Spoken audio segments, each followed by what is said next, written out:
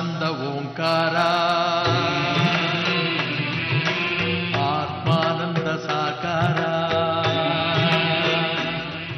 ನಮಸ್ಕಾರ ವೀಕ್ಷಕರೇ, ಸುಪ್ರಭಾತ. ತಮ್ಮೆಲ್ಲರಿಗೂ ಮುಂಜಾನೆಯ ಶುಭಕಾಮನೆಯೊಂದಿಗೆ ಪ್ರೀತಿಯ ಅತ್ಯಾತ್ಮೀಯ ಸ್ವಾಗತ ಸುಸ್ವಾಗತ ಓಂಕಾರ ಕಾರ್ಯಕ್ರಮಕ್ಕೆ ಎನ್ನುತ್ತಾ, ಎಂದೆಂದಿಗೂ ಯಾರು ಆಜ್ಞಾ ಪಾಲನೆಯಲ್ಲಿ ಆನಂದವನ್ನ ಅನುಭವಿಸ್ತಾನೋ ಅವನೇ ಮುಂದೆ ನಾಯಕತ್ವವನ್ನ ಸರಿಯಾಗಿ ನಿರ್ವಹಿಸಬಲ್ಲನು ಅಂತ ಹೇಳ್ತಾ ಬನ್ನಿ ಗುರೂಜಿ ಅವರನ್ನ ಕಾರ್ಯಕ್ರಮಕ್ಕೆ ಸ್ವಾಗತಿಸೋ ಹೊತ್ತಾಗಿದೆ. ಸ್ವಾಗತಿಸ್ಬಿಡೋಣ.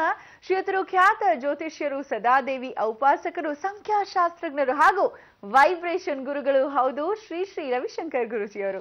ಗುರುಜಿ ನಮಸ್ಕಾರ. ನಿಮ್ಗೆ ಓಂಕಾರ ಕಾರ್ಯಕ್ರಮಕ್ಕೆ ಪ್ರೀತಿಯ ಸ್ವಾಗತ ಗುರುಜಿ. ನಮಸ್ತೆ ಶಂಕರ. ಗುರುಜಿ, ಇವತ್ತು ಶುಕ್ರವಾರ, ಯಾವೆಲ್ಲ ವಿಶೇಷ ಮಾಹಿತಿಯನ್ನ ಹೊತ್ತು ಬಂದಿದ್ದೀರಾ. ಜೊತೆಗೆ ನೆನ್ನೆನೆ ತಿಳಿಸ್ಬಿಟ್ಟಿದ್ರಿ ಎಣ್ಣೆಯ ಕುರಿತು, ಅದು ಎಳ್ಳೆಣ್ಣೆ ಕುರಿತು, ಹಿಪ್ಪೆ ಎಣ್ಣೆ ಕುರಿತು ಹೇಳ್ತೀನಿ, ಏನೆಲ್ಲ ಒಂದು ಒಳಿತನ್ನ ಮಾಡುತ್ತೆ ಜೀವನದಲ್ಲಿ ಅಂತ ಕಾಯ್ತಾ ಇದೀವಿ. ಏನ್ ಹೇಳ್ತೀರಾ ಅಂತ ಕೇಳಲಿಕ್ಕೆ. ಖಂಡಿತ. ಅದಕ್ಕೂ ಮುಖ್ಯವಾಗಿ ಇವತ್ತು ವಿಶೇಷವಾಗಿ ಒಂದು ವಿಶೇಷವಾದಂಥ ಹೂವನ್ನ ಭಗವಂತನಿಗೆ ಒಂದು ಪೂಜೆಗೆ ಕೊಟ್ಟರೆ ನೋಡಿ, ಕನಕಾಂಬರ ಕೊಡಬಾರ್ದು ಅಂತ ಹೇಳಿದ್ದೆ ನಾನು ಹಿಂದೆ. ಯಾವ ದೇವರಿಗಾಗ್ಲಿ ಕನಕಾಂಬರ ಕೊಡಬಾರದು ಅಂತ. ಹಾಗೆ ಮನೆಯಲ್ಲಿ ಕೆಲವರು ಚೆಂಡು ಹೂಗಳನ್ನು ಬಿಡಿಸ್ತಿರ್ತೀರ, ತುಂಬ ಪುಟ್ಟದಾಗಿ. ಅದೇ ಚೆಂಡು ಹೂಗಳನ್ನು ಮನೆಯಲ್ಲಿ ಕೂಡ ಇಟ್ಟು ಪೂಜೆ ಮಾಡಲೇಬಾರ್ದು. ಅಯ್ಯೋ, ಮನೆಯಲ್ಲಿ ಪುಟ್ಟದಾಗಿ ತೋಟ ಮಾಡ್ಕೊಬಿಟ್ಟಿದ್ದೀವಿ ಗುರುಗಳೇ, ಚೆಂಡು ಗುಂಡು ಕೆಂಪಿಗೆ ತುಂಬ ಚೆನ್ನಾಗಿದೆ ಅಂತ ಹೇಳ್ಬಿಟ್ಟು. ಯಾಕಂದ್ರೆ ಇವತ್ತು ಶುಕ್ರವಾರ, ಹೂವಿನ ವಾರ, ಎಲ್ಲ ಹೆಣ್ಣು ಮಕ್ಕಳ ವಾರ, ಆಷಾಢ ಶುಕ್ರವಾರ. ಆಷಾಢ ಶುಕ್ರವಾರಗಳಲ್ಲಿ ದೇವಿಗೆ, ಲಕ್ಷ್ಮಿಗೆ ಪೂಜೆ ಸಂಕಲ್ಪ ಮಾಡಿಕೊಂಡ್ರೆ ತುಂಬ ವಿಶೇಷ ಫಲಪ್ರಾಪ್ತಿ ಅಂತಿವೆ. ಹಾಗೆ ಇವತ್ತು ಒಂದು ವಿಶೇಷವಾದಂಥ ಹೂವನ್ನು ನಾನು ನಿಮ್ಗೆ ಹೇಳ್ಕೊಡ್ತೇನೆ. ಹಾಗೆ ಆ ಒಂದು ದೀಪದ ಒಂದು ಎಣ್ಣೆಯ ಬಗ್ಗೆ ಕೂಡ ಹೇಳ್ಕೊಡ್ತೇನೆ ಮುಂದಿನ ಒಂದು ಭಾಗಗಳಲ್ಲಿ. ಕಾದು ನೋಡಿ. ಇವತ್ತಿನ ಒಂದು ವಿಶೇಷವನ್ನ ನೋಡ್ಕೊಳ್ಳೋಣ. ಅತಿ ಮುಖ್ಯವಾಗಿ ಶುಕ್ರವಾರ, ಕೃಷ್ಣ ಪಕ್ಷದ ದಶಮಿ ತಿಥಿ, ಭರಣಿ ನಕ್ಷತ್ರ, ಧೃತಿಯೋಗ, ವಣಿಕರಣ. ನೋಡಿ, ಯಾವತ್ತೂ ಅಷ್ಟೇ ಜೀವನದಲ್ಲಿ ನಮಗೆ ಅಂತ ಒಂದು ಪುಟ್ಟ ಸಮಯ ಇರುತ್ತೆ. ಎಲ್ರಿಗೂ ಇರೋದು ಅದೇ ಸಮಯವೇ, ಎಲ್ಲರಿಗೂ ಒಂದೇ ಸಮಯ.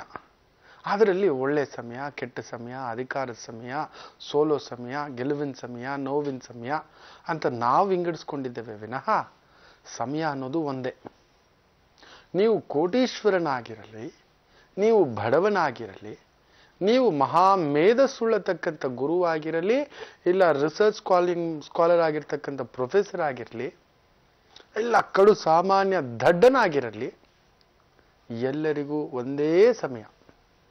ಎಲ್ಲರಿಗೂ ಸಮಯ ಅದೇ ಸಮಯನೇ, ಬರಲೇಬೇಕು. ಬೆಳಿಗ್ಗೆ ಆಗಿದ್ದು ಮಧ್ಯಾಹ್ನ, ಮಧ್ಯಾಹ್ನ ಆಗಿದ್ದು ಸಂಜೆ, ಸಂಜೆ ಆಗಿದ್ದು ರಾತ್ರಿ, ಮತ್ತೆ ಬೆಳಗ್ಗೆ ಬರಲೇಬೇಕು. ಎಲ್ಲರಿಗೂ 11 ಗಂಟೆ ಅಂದರೆ 11 ಗಂಟೆ, ಎಲ್ರಿಗೂ ಈಗ 9 ಗಂಟೆ ಅಂದರೆ 9 ಗಂಟೆ, ಬೇರೆ ಮಾತೇ ಇಲ್ಲ ಅನ್ನತಕ್ಕಂಥದ್ದು. ಆದರೆ ನಾವು ಅಯ್ಯೋ ನಮ್ಮ ಬ್ಯಾಡ್ ಲಕ್ಕಪ್ಪ, ಬ್ಯಾಡ್ ಟೈಮ್ ಅಪ್ಪ, ನಾವೆಲ್ಲ ಮುಳುಗ್ಬಿಟ್ವಪ್ಪ ಅನ್ನತಕ್ಕಂಥದ್ದು. ಅದಕ್ಕೆ ನನ್ನ ಗುರುಗಳು ತುಂಬ ಕೆಟ್ಟವಾದ ಮಾತನ್ನ ಬಳಸ್ತಿದ್ರು, ಸಿಟ್ಟುಗೊಂಡು. ಕುಣಿಲಾರ್ದವಳು ನೆಲ ಡೊಂಕು ಅಂತ ಹೇಳದ್ಲಂತೆ ಅಂತ. ನಿನ್ನ ಟೈಮ್ ನಿನ್ನ ಹತ್ರ ಇದೆ, ಯು ಆರ್ ನಾಟ್ ಪ್ರಾಕ್ಟೀಸ್ಡ್. ಅದಕ್ಕೆ ತಕ್ಕಂತೆ ಅಭ್ಯಾಸ ಮಾಡ್ಕೊಳ್ಳಿಲ್ಲ, ತಯಾರಿ ಮಾಡ್ಕೊಳ್ಳಿಲ್ಲ, ಬಂದ್ಬಿಟ್ಟು ಎಲ್ಲರೂ ಮುಂದ್ಗಡೆ, ಸಭಿಕರು ಮುಂದ್ಗಡೆ ಕುಡಿ ಅಂತ ಹೇಳಿದ ತಕ್ಷಣ ಅಯ್ಯೋ ಯಾಕೋ ನೆಲ ಡೊಂಕಿದೆ, ಹಳ್ಳ ಇದೆ ಅಂದಂಗೆ ಆಯ್ತು. ಕುಣಿಯಲು ಬಲ್ಲವನು, ಕುಣಿಯತಕ್ಕಂಥದಕ್ಕೆ ಸಿದ್ಧತೆ ಮಾಡ್ಕೊಂಡಿರೋವನು ಯಾವ ಸಮಯ, ಯಾವ ಜನ, ಯಾರು, ಎಲ್ಲಿ, ಏನು ಯಾವುದನ್ನೂ ನೋಡುವುದಿಲ್ಲ, ಮಾಡಲೇಬೇಕು. ನೀವು ನೋಡಿ, ಈ ಸಂಗೀತಗಾರರು, ಕಲಾಕಾರರು, ನಾಟ್ಯಕಾರರು ಅವರ ಒಂದು ಅಭಿನಯವನ್ನ ಈ ನಾಟಕಗಳಲ್ಲಿ ಆಡ್ತಿರ್ಬೇಕಾದ್ರೆ, ಇಲ್ಲ ಸಂಗೀತ ಹಾಡ್ತಿರ್ಬೇಕಾದ್ರೆ ಭಾವನಾಪ್ರಸರಾಗಿ ಎಲ್ಲೋ ಇರ್ತಾರೆ ಅವ್ರು ನಮ್ಮನ್ನು ಗಮನಿಸೋದೇ ಇಲ್ಲ. ಏಕೆಂದ್ರೆ ಅವರಿಗೆ ಅವರ ಸಮಯದ ಮೇಲೆ, ಅವರ ವಿದ್ಯೆಯ ಮೇಲೆ ಅವ್ರಿಗೊಂದು ಅಪಾರವಾದ ನಂಬಿಕೆ. ಯಾಕೆ ಗೊತ್ತಾ? ಅವ್ರು ಹಾಡ್ತಿರ್ಬೇಕಾದ್ರೆ ನಮ್ಮ ಕಡೆ ನೋಡಿದ್ರು ಅಂತ ಇಟ್ಕೊಳ್ಳಿ, ಯಾಕೋ ನಮ್ಗೆ ಆ ಶ್ರುತಿ ಇಷ್ಟ ಇಲ್ಲ, ನಾವು ಒಂಥರ ಅನ್ಕೊಂಡ್ರೆ ಅವ್ರ ಮನಸ್ಸಿಗೆ ಯಾಕೋ ಅವ್ರಿಗೆ ಇಷ್ಟ ಆಗಿಲ್ಲ ಅಂತ ಇನ್ನಷ್ಟು ಏನೋ ಮಾಡಕ್ ಹೋಗಿ ಎಡವಟ್ಟಾಗ್ಬಿಡುತ್ತೆ. ನಾಟ್ಯಕಾರರು ಅಷ್ಟೇ ನೋಡಿ, ಡ್ಯಾನ್ಸ್ ಆಡ್ಬೇಕಾದ್ರೆ ಯಾರನ್ನೋ ನೋಡ್ತಿರೋಲ್ಲ, ಅವರು ಹೀಗೆ ಹೀಗೆ ಅಂತ ತಮ್ಮ ಒಂದು ಹಾವಭಾವದಲ್ಲೇ ಇರ್ತಾರೆ. ಇನ್ನೊಬ್ಬರಂತಲ್ಲ, ತಾವು ಪಡ್ಕೊಂಡಿರ್ತಕ್ಕಂಥ ವಿದ್ಯೆಯನ್ನು ತೋರಿಸ್ಲಿಕ್ಕೆ ಆದಷ್ಟು ಪ್ರಯತ್ನ ಮಾಡ್ತಿರ್ತಾರೆ. ಆ ಡಾನ್ಸ್ ಮಾಡ್ಬೇಕಾದ್ರೆ ಯಾರೋ ಯಾಕೋ ಈ ಡಾನ್ಸ್ ಸ್ಟೆಪ್ ಚೆನ್ನಾಗಿಲ್ಲ ಅಂತ ಹೇಳ್ಬಿಟ್ಟು ಅವ್ನ ಮುಖ ಮಾಡಿದ್ದ ಅಂತ ಇಟ್ಕೊಳ್ಳಿ. ಆ ಮುಖ ನೋಡಿದ್ರು ಅಂದ್ರೆ ಕೆಟ್ಟೋಯ್ತು ರಾಗ, ಕೆಟ್ಟೋಯ್ತು ಡಾನ್ಸು, ಕೆಟ್ಟೋಯ್ತು ಭಾವ ಅನ್ನತಕ್ಕಂಥದ್ದು. ಸೊ ಆ ಒಂದು ಭಾವಕ್ಕಿಂಬು ಕೊಡುವುದಿಲ್ಲ. ಹಾಗೆ ನಿಮ್ಮ ಸಮಯವೂ ಕೂಡ ನೀವು ಯಾವುದನ್ನ ಹೇಗೆ ನೋಡ್ತೀರೋ ಆ ರೀತಿ ನಿಮ್ಮ ಮನೋಪ್ರಚೋದನೆ ಆಗ್ತಕ್ಕಂಥದ್ದು. ಪ್ರತಿನಿತ್ಯ ನೋಡಿ, ಎಲ್ಲಾದ್ರೂ ರಸ್ತೆನಲ್ಲಿ ಒಂದು ಜೋಡಿ ಹೋಗ್ತಿದ್ರೆ ಒಬ್ಬೊಬ್ಬರದ್ದು ಒಂದೊಂದು ಭಾವ. ಒಬ್ರು ಅಕ್ಕ ತಮ್ಮ ಇರಬೇಕು, ಅಣ್ಣ ತಂಗಿ ಇರಬೇಕು, ಸಹೋದರಿ ಸಹೋದರ ಇರಬಹುದು, ಗುರು ಶಿಷ್ಯರಿರ್ಬೋದು, ತಾಯಿ ಮಗ ಇರಬಹುದು, ಇಲ್ಲ ತಂದೆ ಮಗಳಿರಬಹುದು, ಇಲ್ಲ ಪ್ರೀತಿ ಪ್ರೇಮ ಮಾಡ್ತಿರ್ತಕ್ಕಂಥವ್ರು ಇರಬಹುದು, ಇಲ್ಲ ಯಾರೋ ಫ್ರೆಂಡ್ಸ್ ಇರಬಹುದು, ಇಲ್ಲ ಗುರು ಶಿಷ್ಯರು ಇರಬಹುದು. ಎಷ್ಟು ಆಲೋಚನೆಯಿಂದ ನೋಡ್ತಾರೆ ನೋಡಿ. ನಮ್ಮ ಮನಸ್ಸೇ ಹಾಗೆ. ಪ್ರತಿನಿತ್ಯ 48 ದಿನ ನೀವು ಬೇಕಾದ್ರೆ ಒಂದು ಅಲಾರಂ ಇಟ್ಕೊಳ್ಳಿ. ಬೆಳಿಗ್ಗೆ ನಾನು ಎದ್ದೊಳ್ತೇನೆ ಒಂದು 6 ಗಂಟೆಗೆ. ನಿಮ್ಗೆ ಅಭ್ಯಾಸವೇ ಇಲ್ಲ, ಹೇಳೋಕ್ಕಾಗೋದೇ ಇಲ್ಲ, 6 ಗಂಟೆಗೆ ಅಲಾರಂ ಇಟ್ಕೊಂಡು ಮಲಗಿ. ಒಂದು ವಿಸ್ಮಯ ನಡೆಯುತ್ತೆ ನೋಡಿ. 49ನೇ ದಿನ ಅಲಾರಂ ಆಫ್ ಮಾಡ್ಬಿಟ್ಟು ಮಲ್ಕೊಳ್ಳಿ, ನೀವು 6 ಗಂಟೆಗೆ ಟನ್ ಅಂತ ಎದ್ದೊಳಿರ್ತೀರ. There is a biological time ನಮ್ಮ ಒಳಗಡೆ. ಒಂದು ಅದ್ಭುತವಾದಂಥ ವಿಶೇಷವಾದಂಥ ಒಂದು ಸಮಯ ಇದೆ, ಅದು ನಮ್ಮನ್ನ ಎಚ್ಚರಿಸುತ್ತೆ. ಹಾಗೆ ಎಚ್ಚರಿಕೆಯಿಂದ ಎದ್ದು ನಮ್ಮ ಕೆಲಸ ಕಾರ್ಯಗಳನ್ನ ಮಾಡಿಕೊಂಡ್ರೆ ಕೆಟ್ಟ ಸಮಯನೂ ಇಲ್ಲ, ಒಳ್ಳೆ ಸಮಯನೂ ಇಲ್ಲ. ನಿರಂತರ ಗೆಲುವಿನ ಸಮಸ್ಯೆ ಆಗಿರುತ್ತೆ, ಗೆಲುವೆಲ್ಲ ನಿಮ್ಮದಾಗಿರುತ್ತೆ. ಅದರಿಂದ ಯಾರೋ ಕೆಟ್ಟ ಟೈಮು, ಬ್ಯಾಡ್ ಲೆಕ್ಕು, ಬ್ಯಾಡ್ ಟೈಮು, ಇದು ಮುಳುಗೋಯ್ತು, ಅದು ಕೆಟ್ಟೋಯ್ತು, ಅವೆಲ್ಲವನ್ನ ಮರ್ತು ಬಿಡಿ. ಯಾವುದು ಕೆಡದಿರದ ವಸ್ತುವೇ ಇಲ್ಲ ಪ್ರಪಂಚದಲ್ಲಿ. ಎಲ್ಲವೂ ಇಲ್ಲಿಂದಲೇ ಪಡೆದಿದ್ದೇವೆ, ಇಲ್ಲಿಯೇ ಸೃಷ್ಟಿಯಾಗಿದೆ, ಇಲ್ಲೇ ಬಿಟ್ಟು ಹೋಗ್ತೇವೆ. ಯಾವುದು ಸರಿಯಾಗಿರತಕ್ಕಂಥ ವಸ್ತುವೇ ಇಲ್ಲ. ಭಗವಂತನಿಗೆ ಇಡತಕ್ಕಂಥ ಹೂವಿನಿಂದ ಹಿಡಿದು, ಹಾರದಿಂದ ಹಿಡಿದು ಪ್ರತಿಯೊಂದು ನಾವು ಹಾಕ್ತಕ್ಕಂಥ ಆಹಾರ, ನಮ್ಮ ದೇಹವೇ ಯಾರೋ ಇಬ್ಬರು ಕೆಟ್ಟು ಸೃಷ್ಟಿಯಾಗಿ ಬಂದಿರತಕ್ಕಂಥ ಒಂದು ಪ್ರಕೃತಿ. ಆದ್ರಿಂದ ನನ್ನ ಟೈಮ್ ಸರಿ ಇಲ್ಲ, ನಾನು ಕೆಟ್ಟವ, ನಾನು ಮುಳುಗ್ಬಿಟ್ಟೆ, ಇದನ್ನ ಫಸ್ಟ್ ಹೊರಗಡೆ ತೆಗೆದುಹಾಕಿ this is my best time ಅಂತ ಅನ್ಕೊಂಡು ಹೆಜ್ಜೆ ಇಟ್ಟು ನೋಡಿ, ಗೆಲುವು ನಿಮ್ಮದಾಗ್ತಕ್ಕಂಥದ್ದು. ಇರ್ಲಿ, ಇವತ್ತಿನ ದಿನ ಭವಿಷ್ಯ ನೋಡಿಬಿಡೋಣ. ಈ ಆಷಾಢ ಶುಕ್ರವಾರ ಯಾರ್ಯಾರಿಗೆ ಹೇಗಿದೆ ಅಂತ. ಭರಣಿಯಲ್ ಪೊರುಪಾಳ್ ಧರಣಿಯಲ್ ಆಳ್ವಾಳ್ ಅಂತ ಹೇಳ್ತಾರೆ. ಅಂದ್ರೆ ಭರಣಿ ನಕ್ಷತ್ರದಲ್ಲಿ ಹುಟ್ಟಿದವರು ಧರಣಿ ತೂಕದ ಹಾಗೆ ಜೀವನ ಕಟ್ತಾರೆ ಅಂತಕ್ಕಂಥದ್ದು. ಸೂಜಿ ಮಲ್ಲಿಗೆ 7 ಸುತ್ತಿನ ಮಲ್ಲಿಗೆ ಹತ್ತಿರ ಕಂಪನ್ನ ಬೀಸ್ತಾರೆ ಅನ್ನತಕ್ಕಂಥದ್ದು ನಿಜವೇ. ಅಷ್ಟೇ ತೂಕ ಇರುತ್ತೆ ಅವ್ರಿಗೆ. ಅದರಲ್ಲೂ ಭರಣಿ ನಕ್ಷತ್ರದ ಹೆಣ್ಣುಮಕ್ಕಳು ಅಂದ್ರೆ ಹುಟ್ಟಿದ ಮನೆಗೂ ಹೋದ ಮನೆಗೂ ಎರಡೂ ಮನೆಗೂ ತೂಕದ ಹೆಣ್ಣು ಮಕ್ಕಳಾಗಿರ್ತಕ್ಕಂಥ ಒಂದು ಭಾವ, ಆ ಒಂದು ಅಂದ ಚಂದ ಅನ್ನತಕ್ಕಂಥ ಒಂದು ಮಾತು. ನ್ಯಾಯ ನೀತಿ ಧರ್ಮ ಕಟುಬದ್ಧಾಗಿ ನಿಯಮಬದ್ಧವಾಗಿ ಪಾಲನೆ ಮಾಡ್ತಕ್ಕಂಥ ನಕ್ಷತ್ರಗಳಲ್ಲಿ ಪ್ರಮುಖ ನಕ್ಷತ್ರ ಭರಣಿ ನಕ್ಷತ್ರ. ಯಾಕೆ ಅಂದ್ರೆ ಧರ್ಮರಾಜನ ನಕ್ಷತ್ರವು ಭರಣಿ ನಕ್ಷತ್ರ ಅನ್ನತಕ್ಕಂಥ ಮಾತು ಹೇಳ್ತಾರೆ. ಅಂತ ಒಂದು ಭರಣಿ ನಕ್ಷತ್ರ ಮೇಷರಾಶಿಯವರಿಗೆ ಇವತ್ತು ವಿಶೇಷವಾಗಿ ಮನೆಯಲ್ಲಿ ಏನಾದರೂ ಶುಭ ಕಾರ್ಯಗಳು, ವಿವಾಹಾದಿ ಕಾರ್ಯಗಳು, ಉಪನಯನ ಕಾರ್ಯಗಳು, ಪುರುಡು ಕಾರ್ಯಗಳು, ಏನಾದರೂ ಸ್ತ್ರೀಗೆ ಸಂಬಂಧಪಟ್ಟಂತ ಕಾರ್ಯಗಳು, ವಾಹನ, ವಸ್ತ್ರ, ಆಭರಣ, ಅಲಂಕಾರ, ಮೋಜು, ಆನಂದ, ಇವುಗಳಿಗೆ ಸಂಬಂಧಪಟ್ಟಂಥವುಗಳಲ್ಲಿ ಬಹು ವಿಶೇಷ ಯಶಸ್ಸು, ಆನಂದವನ್ನು ತಂದು ಕೊಡ್ತಕ್ಕಂಥ ಒಂದು ದಿನ. ಅದರಲ್ಲೂ ಏನಾದರೂ ಈ ಲೇಡೀಸ್ಗೆ ಸಂಬಂಧಪಟ್ಟಂತೆ ಈ ಗಾರ್ಮೆಂಟ್ಸ್ ಅಲ್ಲಿ ಕೆಲಸ ಮಾಡ್ತಿದ್ರೆ, ಫ್ಯಾಷನ್ ಡಿಸೈನಿಂಗ್, ಗೋಲ್ಡ್ ಸ್ಮಿತ್ ಆಗಿ, ಬಂಗಾರ ತಯಾರಕರು, ಆಭರಣ ತಯಾರಕರು, ಇಲ್ಲ ಆಭರಣದ ಮಳಿಗೆಗಳಲ್ಲಿ ಅಂಗಡಿಗಳಲ್ಲಿ ಕೆಲಸ ಮಾಡ್ತಿದ್ರೆ, ಅಂತ ಒಂದು ವ್ಯಾಪಾರ ಮಾಡ್ತಿದ್ರೆ, ಬಟ್ಟೆ ಅಂಗಡಿಗಳ ವ್ಯಾಪಾರ ನಡೆಸ್ತಿದ್ರೆ, ವಾಹನಗಳ ಒಂದು ಆಟೋಮೊಬೈಲ್ ಶಾಪು, ಹಾರ್ಡ್ವೇರ್ ಶಾಪ್ ಏನಾದರೂ ನಡೆಸ್ತಿದ್ರೆ, ಪ್ರಿಂಟಿಂಗ್ ಏನಾದರೂ ಕೆಲಸ ಮಾಡ್ತಿದ್ರೆ, ಈ ಒಂದು ವಿವಾಹಾದಿ ಪತ್ರಿಕೆಗಳ ಒಂದು ವಿಶೇಷವಾಗಿರ್ತಕ್ಕಂಥ ಒಂದು ಡಿಸೈನಿಂಗ್ ಏನಾದರೂ ಮಾಡ್ತಿದ್ರೆ, ಕಂಪ್ಯೂಟರ್ ಡಿಸೈನರ್ಸ್, ಇಂಟೀರಿಯರ್ ಡಿಸೈನರ್ಸ್, ಅಲಂಕಾರಿಕ ವಸ್ತುಗಳ ವ್ಯಾಪಾರ, ಅಲಂಕಾರಿಕ ವಸ್ತುಗಳ ಒಂದು ತಯಾರಿಕೆ ಅಂಥದ್ದೇನಾದರೂ ಇದ್ರೆ ಕೂಡ ವಿಶೇಷ ಪ್ರಗತಿ ಲಾಭವನ್ನ ನೋಡ್ತಕ್ಕಂಥ ದಿನವಾಗಿರುತ್ತೆ. ಗುರುಜಿ ಈಗೇನ್ ತಿಳಿಸ್ತಾ ಇದ್ದೀರಾ ಗುರುಜಿ? ಖಂಡಿತ. ನಾನು ಎಣ್ಣೆಗಳ ಬಗ್ಗೆ ಹೇಳ್ತಿದ್ದೆ, ಯಾವ್ಯಾವ ಎಣ್ಣೆ ಬಳಸಿದ್ರೆ ಏನೇನು ಉಪಯೋಗ ಅಂತ. ಉಷ್ಣಕ್ಕೆ ಸಂಬಂಧಪಟ್ಟಂತ ಸಮಸ್ಯೆಗಳೇನಾದರೂ ಇದ್ರೆ, ಮೂಲವ್ಯಾಧಿ, ಮಂಡಿ ನೋವುಗಳೇನಾದರೂ ಇದ್ರೆ, ಪೈಲ್ಸ್ ಪ್ರಾಬ್ಲಮ್, ಪಿಸ್ತುಲಾ, ಈ ರೀತಿ appendix problem, jaundice problem, liver problem, ಕರುಳಿನಲ್ಲಿ ತೊಂದರೆ, ಡೈಜೆಸ್ಟಿವ್ ಸಿಸ್ಟಮ್ನಲ್ಲಿ ಪ್ರಾಬ್ಲಮ್, ಗ್ಯಾಸ್ಟ್ರಿಕ್ ಪ್ರಾಬ್ಲಮ್ನಿಂದ ಬಳಲ್ತಿರ್ತಕ್ಕಂಥವರು ಎಳ್ಳೆಣ್ಣೆಯನ್ನ ದೀಪಕ್ಕೆ ಹಾಕಿ ದೀಪ ಉರಿಸೋದ್ರಿಂದ ಈ ದೋಷಗಳಿಂದ ಹೊರಗಡೆ ಬರ್ಬೋದು. ನೋಡಿ, ನಾನು ಆಗ್ಲೇ ಸಮಯದ ಬಗ್ಗೆ ಹೇಳ್ತಿದ್ದೆ. ನೀವು ಯಾರದೇ ಪ್ರಪಂಚದ ಬಲಾಢ್ಯ ವ್ಯಕ್ತಿ ಹತ್ರ ಹೋಗಿ ನಿನ್ ಸಮಯ ಎಷ್ಟು ಅಂತ ಕೇಳಿ, ಅವನ ಸಮಯ ನಿಮ್ಮ ಸಮಯ ಒಂದೇ ಇರುತ್ತೆ. ಒಂಚೂರು 1 ಸೆಕೆಂಡ್, 1 ನಿಮಿಷ, 2 ನಿಮಿಷ, ಕೆಲವರು 5 ನಿಮಿಷ ಫಾಸ್ಟು, 5 ನಿಮಿಷ ಕೆಳಗಡೆ. ತುಂಬಾ ಮೇಧಾವಿ, ಪ್ರಪಂಚದ ಅತ್ಯಂತ ಶ್ರೀಮಂತ, ತುಂಬಾ ಓದ್ಕೊಂಡಿರೋನು, ತುಂಬಾ ಬಡವ, ತುಂಬಾ ಧನವಂತ, ಯಾರನ್ನು ಬೇಕಾದ್ರೂ ಕೇಳಿ ನೋಡಿ, ಎಲ್ಲರದು ಒಂದೇ ಸಮಯ ಇರುತ್ತೆ. ಆದರೆ ನಾವು ಮಾತ್ರ ಒಂದು ಬೌಂಡ್ರಿ ಹಾಕ್ಕೊಂಡು ನಾವಿಷ್ಟೇ. ಅಂಥವ್ರು, ಅದರಲ್ಲೂ ಈ ಅನಾರೋಗ್ಯ ಸಮಸ್ಯೆ ಆಗಿರೋರು, ಅಯ್ಯೋ ನಾವಿಷ್ಟೇ, ನಾವು ಮುಳುಗೋದು. ದೇಹಕ್ಕಷ್ಟೇ ಕಾಯಿಲೆ, ಜ್ಞಾಪಕ ಇಟ್ಕೊಳ್ಳಿ. ನಾವು ಮಾಡುವ ಕರ್ತವ್ಯ ಮಾಡುತ್ತಲೇ ಇರಬೇಕು. ಅದರಲ್ಲೂ ಕಣ್ಣಿಗೆ ಸಂಬಂಧಪಟ್ಟಂಥ ಕಾಯಿಲೆಗಳಿದ್ರೂ ಕೂಡ ಕೆಲವರಿಗೆ ಯಾವಾಗಲೂ ಕಣ್ಣು ಕೆಂಪಗಿರ್ತಕ್ಕಂಥದ್ದು, ದೂರದೃಷ್ಟಿ ದೋಷ, ಹತ್ತಿರ ದೃಷ್ಟಿ ದೋಷ, ಕಣ್ಣಿಗೆ ಪೊರೆ ಬಂದಿರತಕ್ಕಂಥ ಒಂದು ಸಮಸ್ಯೆ, ಕಣ್ಣು ಯಾವಾಗಲೂ ಕೆಂಪಗಾಗ್ತಕ್ಕಂಥದ್ದು, ನೀರು ತುಂಬಿಕೊಂಡಿರ್ತಕ್ಕಂಥದ್ದು, ನೀರು ಸುರಿತಕ್ಕಂಥದ್ದು, ಅಂಥ ಸಮಸ್ಯೆಗಳಿರ್ತಕ್ಕಂಥವರು ಕೂಡ ಎಳ್ಳೆಣ್ಣೆ ದೀಪದಲ್ಲಿ ಎಳ್ಳೆಣ್ಣೆ ಹಾಕಿ ಹಚ್ಚಿ ಆ ಒಂದು ದೀಪವನ್ನು ಹಚ್ಚೋದ್ರಿಂದ ವಿಶೇಷ ದೋಷ ಪರಿಹಾರ ಆಗುತ್ತೆ. ಅದರಲ್ಲೂ ಹನುಮಂತನಿಗೆ, ಸೂರ್ಯದೇವರಿಗೆ, ರಾಮಚಂದ್ರನ ದೇವಸ್ಥಾನದಲ್ಲಿ ಹೊರಗಡೆ ದೀಪಗಳು ಹಚ್ಚೋದ್ರಿಂದ ಕೂಡ, ಸೂರ್ಯದೇವರ ದೇವಸ್ಥಾನದಲ್ಲಿ ಹೊರಗಡೆ ದೀಪ ಹಚ್ಚೋದ್ರಿಂದಲೂ ಕೂಡ, ಹನುಮಂತನ ದೇವಸ್ಥಾನದಲ್ಲಿ ಆ ಒಂದು ದೀಪಕ್ಕೆ ಆ ಒಂದು ಎಳ್ಳೆಣ್ಣೆ ಕೊಡುವುದರಿಂದಲೂ ಕೂಡ ಇಂಥ ಒಂದು ದೋಷಗಳಿಂದ ಹೊರಗಡೆ ಬರ್ತಕ್ಕಂಥದ್ದಾಗುತ್ತೆ. ಇರಲಿ, ರಾಶಿ ಫಲಗಳ ಬಗ್ಗೆ ಬಂದ್ಬಿಡೋಣ.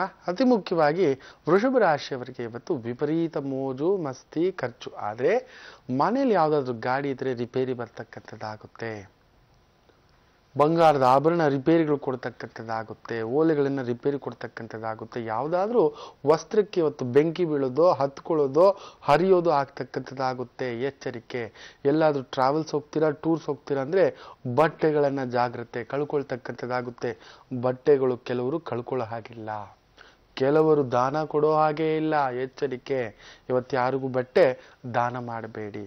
ಆದರೂ ಸ್ತ್ರೀ ಸುಖಕ್ಕೋಸ್ಕರ, ಮನೆಯ ಸ್ತ್ರೀಯರಿಗೋಸ್ಕರ, ಸಹೋದ್ಯೋಗಿ ಸ್ತ್ರೀಗೋಸ್ಕರ ಸುಮ್ಮನೆ ಖರ್ಚು ಮಾಡ್ತೀರಾ. ಯಾರೋ ಫ್ರೆಂಡು, ಸಹೋದ್ಯೋಗಿ, ಬಾಮ ಹೋಗೋಣ, ನಿಮ್ಮ ಮೇಲೆ ಕಾಂಟ್ರವರ್ಸಿ ಬರ್ತಕ್ಕಂಥದ್ದಾಗುತ್ತೆ.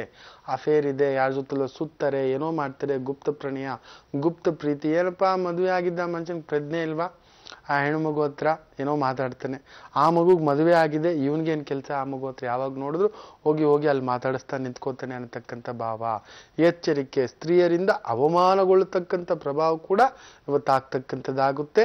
ಇಲ್ಲ, ಯಾರೋ ಸ್ತ್ರೀಯರು ನಿಮ್ಗೆ ಇವತ್ತು ತಲೆ ಮೇಲೆ ಚೊಂಬಿಡ್ತಕ್ಕಂಥದ್ದು ಆಗುತ್ತೆ. ಗೊತ್ತಿಲ್ಲದೆ ಟ್ಯಾಕ್ಸ್. ಅದು ನಿಮ್ಮ ತಂಗಿ ಇರ್ಬೋದು, ಅಕ್ಕ ಇರ್ಬೋದು, ಸಂಗಾತಿ ಇರ್ಬೋದು, ಸಹೋದ್ಯೋಗಿ ಇರ್ಬೋದು, ಸ್ನೇಹಿತೆ ಇರ್ಬೋದು, ಬೇರೆ ಯಾರಾದ್ರೂ, ಒಟ್ಟಿನಲ್ಲಿ ಅಮ್ಮ ಒಬ್ಬರು ಬಿಟ್ಟು. ಎಚ್ಚರಿಕೆ. ಮಿಥುನ್ ರಾಶಿಯವರಿಗೆ ವಿಶೇಷ ಧನ ಲಾಭ. ವ್ಯಾಪಾರಗಳು ಮಾಡ್ತಿದ್ರೆ, ಕನ್ಸಲ್ಟೆನ್ಸಿ ನಡೆಸ್ತಿದ್ರೆ, stock market, share market, gold bullion ಮಾರ್ಕೆಟಲ್ಲಿ ಏನಾದರೂ ಇನ್ವೆಸ್ಟ್ಮೆಂಟ್ ಮಾಡಿದ್ರೆ, ಬಂಗಾರದ ಮೇಲೆ ಏನಾದರೂ ಇನ್ವೆಸ್ಟ್ಮೆಂಟ್ ಮಾಡಿದ್ರೆ ತುಂಬ ಒಂದು ವಿಶೇಷವಾದಂಥ ಲಾಭವನ್ನು ನೋಡ್ತಕ್ಕಂಥ ಒಂದು ದಿನವಾಗಿರುತ್ತೆ. ವಾಹನಗಳ ವ್ಯಾಪಾರ, ವಾಹನಗಳ ಬ್ರೋಕರಿಕೆ ಕೆಲವರು ಮಾಡ್ತಿರ್ತಾರೆ, ದಲ್ಲಾಳಿ ಕೆಲಸ. ಸೊ ಅಂಥವ್ರು ಕೂಡ ವಿಶೇಷವಾದಂಥ ಲಾಭ ಆಗ್ತಕ್ಕಂಥದ್ದಾಗುತ್ತೆ. ಸರ್ಕಾರಿ ಮಟ್ಟದ ಕೆಲಸ ಕಾರ್ಯಗಳು ಮಾಡ್ತಿರ್ತಕ್ಕಂಥವ್ರಿಗೂ ಕೂಡ, ಹೆಣ್ಣು ಮಕ್ಕಳಿಗೆ ಸಂಬಂಧಪಟ್ಟಂತೆ ಯಾವುದೇ ಒಂದು ಎಂಟರ್ಟೈನ್ಮೆಂಟ್ ಇಂಡಸ್ಟ್ರಿ, ಥಿಯೇಟರಲ್ಲಿ ಕೆಲಸ ಮಾಡೋರು, ಈ ಮೂವಿ ಟಾಕೀಸಲ್ಲಿ ಕೆಲಸ ಮಾಡ್ತಿರ್ತಕ್ಕಂಥವರು, ಈ ಟ್ರಾವೆಲ್ ಏಜೆನ್ಸೀಸ್ನಲ್ಲಿ ಕೆಲಸ ಮಾಡ್ತಕ್ಕಂಥವರು, ಕ್ಲಬ್ಬು, ಡಾನ್ಸು, ಪಬ್ಬು ಇಂತಹವುಗಳಲ್ಲಿ ಕೆಲಸ ಮಾಡ್ತಿರ್ತಕ್ಕಂಥವರಿಗೆ, ಅದು ಒಬ್ಬ ಸಾಮಾನ್ಯ ಸರ್ವರಿಂದ ಒಬ್ಬ ದೊಡ್ಡ ಮ್ಯಾನೇಜರ್ ಮಟ್ಟದವರೆಗೂ ಕೂಡ ವಿಶೇಷ ಲಾಭ, ಹೆಸರು, ದಿಢೀರ್ ದುಡ್ಡು, ಪ್ರಗತಿ ನೋಡ್ತಕ್ಕಂಥದ್ದು.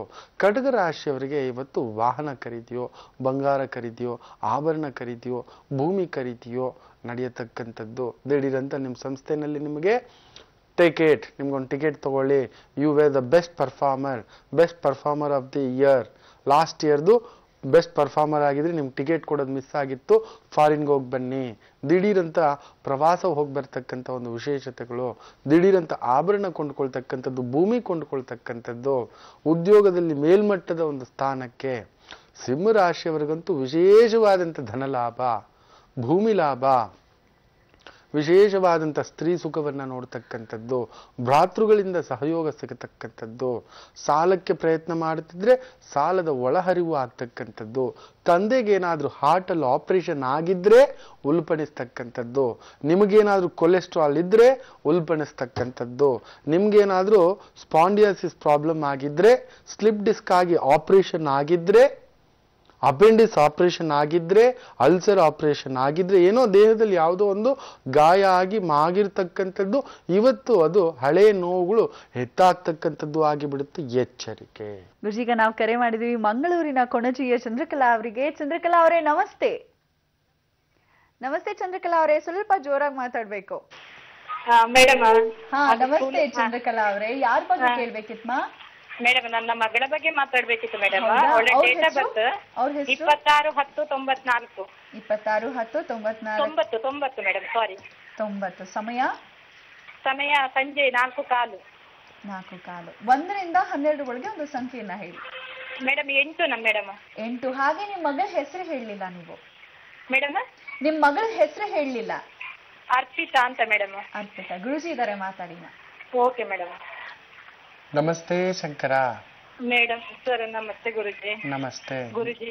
ಮಗಳ ವಿಚಾರದಲ್ಲಿ ಸ್ವಲ್ಪ ಗುರುಜಿ, ಅವಳು ಒಂದು ಹುಡುಗನನ್ನು ತುಂಬಾ ಪ್ರೀತಿಸಿದ್ದಾಳೆ ಗುರುಜಿ. ಆದ್ರೆ ನಮ್ಮ ಒಪ್ಪಿಗೆ ಅಷ್ಟು ನಾವು ಕೊಟ್ಟಿಲ್ಲ ಗುರುಜಿ.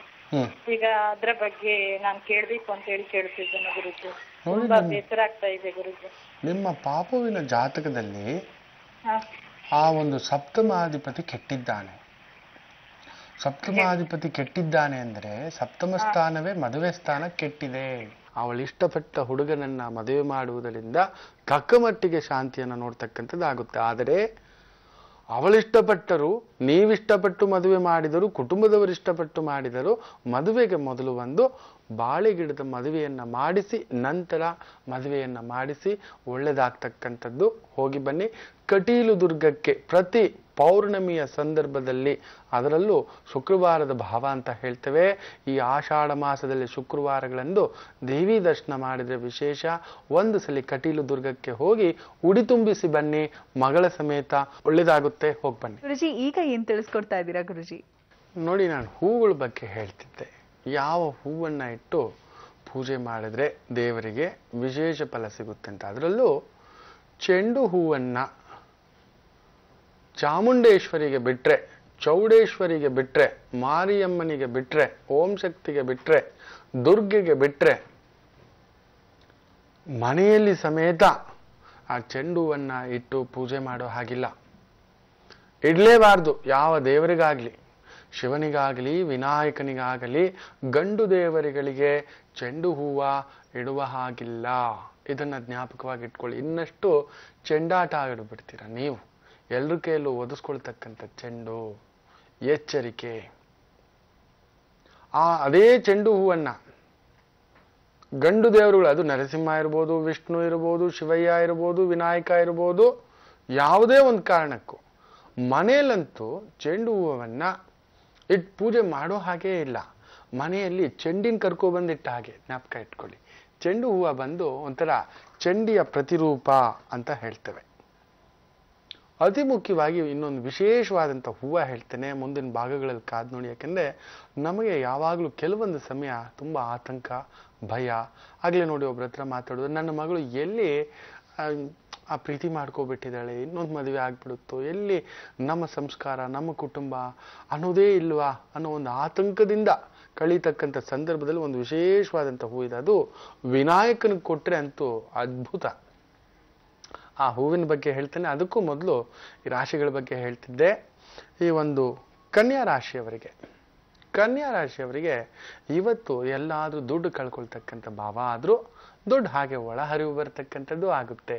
ಹೆತ್ತಮ್ಮನಿಂದ, ಒಡ ಹುಟ್ಟಿದವರಿಂದ, ತಾಯಿ ಮನೆಯಿಂದ, ತವರು ಮನೆಯಿಂದ ಉಡುಗೊರೆಯೊಂದು ಬಂದು ಸೇರ್ತಕ್ಕಂಥ ಭಾವ ಕೂಡ ಆಗುತ್ತೆ. ಎಲ್ಲೋ ತಮ್ಮ, ಅಕ್ಕ ಹೇಗಿದ್ದೀಯಾ, ಒಂದು ಜೊತೆ ಬಳೆಗಾದ್ರೂ ಇಟ್ಕೋಕ, ಹಣ್ಣು ಕೊಟ್ಟು ಕಳಿಸಿದ್ದೇನೆ, ಒಂಚೂರು ಸಿಹಿ ಕೊಟ್ಟು ಕಳಿಸಿದ್ದೇನೆ, ಅದ್ರ ಜೊತೆ ಒಂದ್ ಜೊತೆ ಬಳೆನೂ ಕೊಟ್ಟು ಕಳಿಸಿದ್ದೇನೆ ಅನ್ನತಕ್ಕಂಥ ಭಾವಾರ್ಥದಲ್ಲಿ ಯಾರೋ ಅಕ್ಕಪಕ್ಕದಲ್ಲಿ ಯಾರೋ ನಿಮ್ಮನ್ನ ಕರೆದು ಒಂದ್ ಜೋಡಿ ಬಳೆ ಆದ್ರೂ ಬಾಮ್ಮ, ಅರ್ಶಿನ ಕುಂಕುಮಕ್ಕೆ ನೈವೇದ್ಯ ತಗೋಬಾ ಅಂತ ಸಿಹಿ ಕೊಟ್ಟು, ಹಣ್ಣು ಕೊಟ್ಟು, ಫಲ ಕೊಟ್ಟು, ತಾಂಬೂಲ ಕೊಟ್ಟು, ಸೀರೆ ಕೊಟ್ಟು, ಕೆಲವ್ರಿಗೆ ಉಡಿ ತುಂಬಿಸಿ, ಮಡಿ ತುಂಬಿಸಿ, ಓ ಅದ್ಭುತ, ಇವತ್ತು ಕೇಳದೆಯೇ ನಿಮ್ಮ ಮನೆಗೆ ಮಹಾಲಕ್ಷ್ಮಿ ಬಂದ ಹಾಗೆ.